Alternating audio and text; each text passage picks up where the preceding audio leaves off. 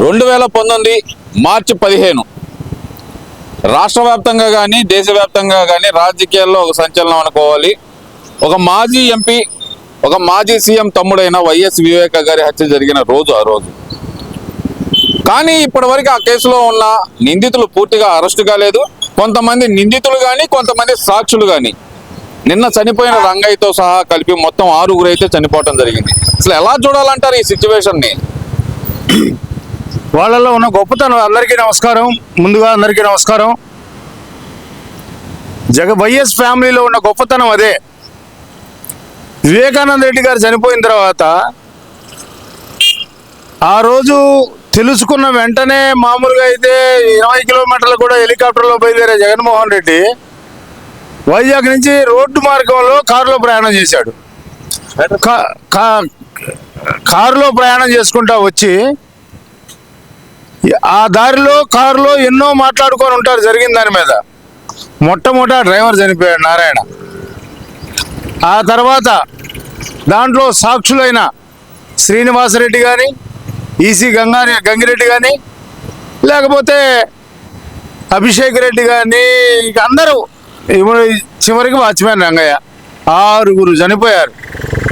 ఒక్కసారి జాగ్రత్తగా ఆలోచిస్తే వాళ్ళ నాన్నగారి హయాంలో 2005లో జనవరి 24వ తారీఖు నాడు, జనవరి 24వ తారీఖు 2005 నాడు పరిటాల రవీంద్ర చనిపోయాడు. ఆ తర్వాత ఆ కేసులో ప్రధాన ముద్దాయిన ముద్దుసీను జైల్లో చనిపోయాడు. ఆ తర్వాత ముద్దుసీని చంపినోడు చనిపోయాడు. తర్వాత దానికి బాధ్యత వహించిన సూరి చనిపోయాడు, మద్దల చెరువు సూరి. ఆ తర్వాత భాను. ఈ వాళ్ళ యొక్క స్ట్రాటజీ, ఏ కేసుకు సంబంధించైనా వాళ్ళ స్ట్రాటజీ ఇది, వాళ్ళ విధానం ఇది. ఆ కేసు ఇంకా తేలదు. దాదాపు ఒకడు చనిపోతూ ఉంటాడు, ఉన్నోళ్ళంతా చనిపోతారు, కేసు క్లోజ్ అయింది. కానీ ఇక్కడ కీలకమైంది అవినాష్ రెడ్డి మాత్రం చనిపోడు. ఇది బాగా గుర్తుపెట్టుకోండి. ఆయనది ఒక బంగారు హస్తం కాపాడుతుంది. ఆ బంగారు హస్తం కూడా వైఎస్ ఫ్యామిలీలో హస్తమే. అది ఇంట్లోనే ఉంటుంది కానీ ఆ హస్తం కాపాడుతాం మాత్రం అవినాష్ రెడ్డికి అడ్డంగా పెట్టింది చెయ్యి. ఆయన్ని మాత్రం సేవ్ చేసిద్ది. ఈ విషయం ఆంధ్ర రాష్ట్ర ప్రజలందరికీ తెలుసు. ఎవరో కూడా అవినాష్ రెడ్డికి మాత్రం ఏం జరగదు.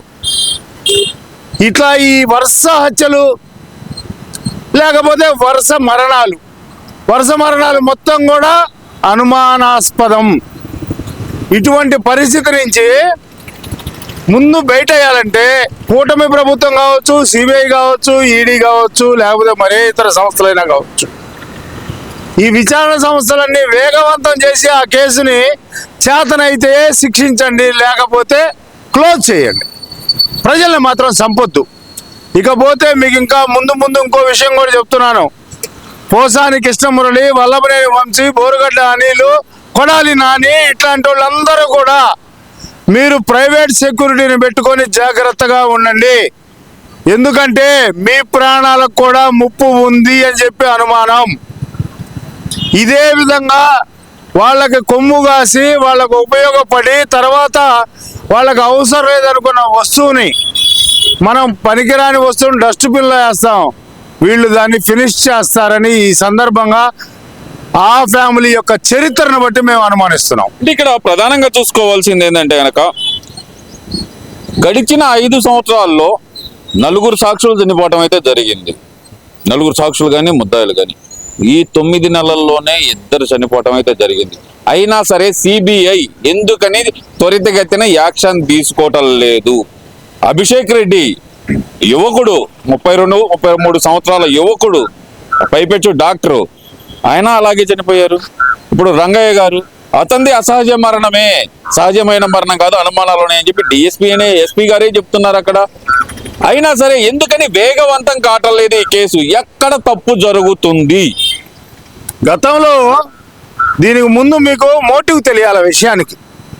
ముసలాయన చచ్చిపోయాడు వాచ్మ్యాను, లేకపోతే కుర్రోడు అభిషేక్ రెడ్డి చచ్చిపోయాడు కాదు. మోటివ్ ఒకటి చెబుతా. కాంగ్రెస్ ప్రభుత్వం అధికారంలో ఉన్నప్పుడు గతంలో నెదురుమల్లి జనార్దన్ రెడ్డిని దింపడానికి, అంతకుముందు చెన్నారెడ్డి, తర్వాత నెదురుమల్లి, ఇదే వైఎస్ రాజశేఖర రెడ్డి పసి పిల్లలు తల్లి చేత్తో పట్టుకొని పోతున్న పిల్లని రోడ్డు మీద బరిసితో పొడిచి పక్కనేసే విధంగా మత విద్వేషాలు సృష్టించిన చరిత్ర ఈ వైఎస్ రాజశేఖర రెడ్డిది. పసి పిల్లోడని కూడా ఉండదు వాళ్ళకి. వాళ్ళ అధికార దాహం అలా ఉంటుంది. వాళ్ళ అధికారంలో రావటం కోసం, అక్రమంగా సంపాదించడం కోసం, వాళ్ళు విర్రవేగటం కోసం వాళ్ళు ఎంతకైనా తెగిస్తారు. వాళ్ళు భూస్వామ్య బూర్జువా విధానాలని బాగా అవపోసన పట్టి అదే విధంగా రాజకీయాలు నడుపుకుంటూ వచ్చారంటానికి ఇది ప్రత్యక్ష ఉదాహరణ. ఇకపోతే ఆ సమయంలో వందల మంది మసీదుల్లోనేమో పందుల్లో వదిలి, ఆవుల్నేమో కోసి దేవాలయాల్లో వదిలి ఆ రోజుల్లో మత కల్లోలాలు హైదరాబాద్లో సృష్టించిన చరిత్రని పెద్దలందరికీ తెలుసు. అటువంటి రక్తంతో వచ్చిన వాళ్ళు, అదే బ్లడ్ గ్రూప్ వెళ్ళది, బ్లడ్ డ్రింకర్స్, పిశాచాలు, రక్త పిశాచాలు. వాళ్ళకి ప్రాణాలతో లెక్కలేదు, అసలు వాటికి విలువ లేదు. వీళ్ళకొచ్చే అక్రమ సంపాదన, వీళ్ళ అధికార దాహంకి ఎవరు అడ్డొచ్చినా ఇలాగే చనిపోతారు. ఉదాహరణ ఇదే. ఇకపోతే ఈ మధ్య జగన్మోహన్ రెడ్డి తాడేపల్లి నుంచి బెంగళూరు, బెంగళూరు నుంచి తాడేపల్లి వరకే తిరుగుతున్నాడు. పాపం మన పోసాని మెంటల్ కృష్ణ మాత్రం రాష్ట్రం మొత్తం పర్యటన చేస్తున్నాడు. హైదరాబాద్ నుంచి రాయచోటికి, రాయచోటి నుంచి నరసరావుపేటకి, నరసరావుపేట నుంచి ఆదోనికి, ఇప్పుడు ఆదోని నుంచి విజయవాడకి. అరే నువ్వురా నిజమైన నాయకుడు వైఎస్ఆర్సీపీ ప్రభుత్వంలో, ఆ పార్టీలో ఉన్న ఏకైక నాయకుడు నువ్వేరా. రాష్ట్రం మొత్తం పర్యటనలు చేస్తావు దండాలు పెట్టుకుంటా. ఇది మాకు చాలా ఉత్సాహాన్ని ఇస్తుంది పోసాని కృష్ణమురళి. ఇకపోతే ఇట్లాంటి అడ్డంగా మాట్లాడే వాళ్ళందరికీ రేపు కొడాలనానికి కూడా రోజా అయినా సరే వీళ్ళందరికీ అడ్డంగా మాట్లాడే వాళ్ళకి తెడ్డే కరెక్ట్ అని నిరూపించిన ఈ రాష్ట్ర పోలీసు మొత్తానికి కూడా నేను మరోసారి సెల్యూట్ చెప్తున్నానని చెప్పి ఈ సందర్భంగా చెప్తున్నాను. చివరిగా ఒక ప్రశ్న. జగన్మోహన్ రెడ్డి కానీ జగన్మోహన్ రెడ్డి పదే పదే చెప్తుంది ఏంటంటే కనుక ఢిల్లీని ఎదిరించిన ధీరుడు అని అంటున్నారు. మరి అదేదో అసెంబ్లీకి ఎందుకెళ్ళి పోరాడలేకపోతున్నాడు అనుకోవాలంటారు ఈయన. ఢిల్లీని ఎదిరించిన ధీరుడా? వాళ్ళ ఆవిడ కూర సరిగ్గా ఉండకపోతేనే బాగలేదని చెప్పలేరంటే మీరు కూడా చెప్పి భారతీ రెడ్డి గారే చెప్పారు. ఉప్పు సరిగా వేయకపోయినా, దాంట్లో కారం వేయకపోయినా ఆ విషయం కూడా ఎదురు చెప్పలేనోడని. పైగా జగన్మోహన్ రెడ్డి ఈ మధ్య ఒక మాట అన్నాడు. ఏమని? కొడాలి నాని అన్న నన్ను ఎప్పుడు అంటూ ఉంటాడు, అన్నా నువ్వు అన్నీ మనసులో పెట్టుకుంటావు, ఇంత మంచితనం అయితే ఎలాగన్నా అని. అసలు ఆయన ఏది చెప్పలేడు, మెతక వైఖరి. ఆయన నోట్లో నుంచి మాటే రాదని చెప్పేమో ఆయన చుట్టూ ఉన్నవాళ్ళు, ఆయన భార్య, ఆయన సహచర మంత్రులే చెప్తున్నారు. ఈయన ఎదురించే దమ్ము, పోరాడే దమ్ము, నీకు పోరాడే దమ్మే జగన్మోహన్ రెడ్డి ఉంటే కనీసం నీ పులివెందుల ప్రజల కోసం రా అసెంబ్లీకి, గొంతెత్తు. నీకు గతంలో చండ్ర వెంకటేశ్వరరావు గారు కానీ, లేకపోతే పుచ్చలపల్లి సుందరయ్య గారు కానీ, ముప్పవరపు వెంకయ్య నాయుడు గారు కానీ ఒక్కళ్ళొక్కళ్ళే ఉండేవాళ్ళు.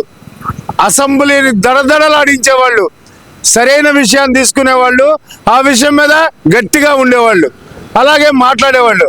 అంతేగాని పనికి మాలిన మాటలు మాట్లాడుకుంటూ ప్రెస్ మీట్లు పెట్టి పవన్ కళ్యాణ్ గారి గురించి ఆయన కార్పొరేటర్కి ఎక్కువ, ఎమ్మెల్యేకి తక్కువ, లేకపోతే మరేదో కారణాలు చెప్పుకుంటూ పనికి రాకుండా ఎదుటి వాళ్ళ మీద నిందలు వేస్తూ, లేకపోతే వాళ్ళని ఏదో హాస్యం పాలు చేద్దాం అనుకుని నువ్వు కామెడీ యాక్టర్ అయిపోయావా జగన్మోహన్ రెడ్డి.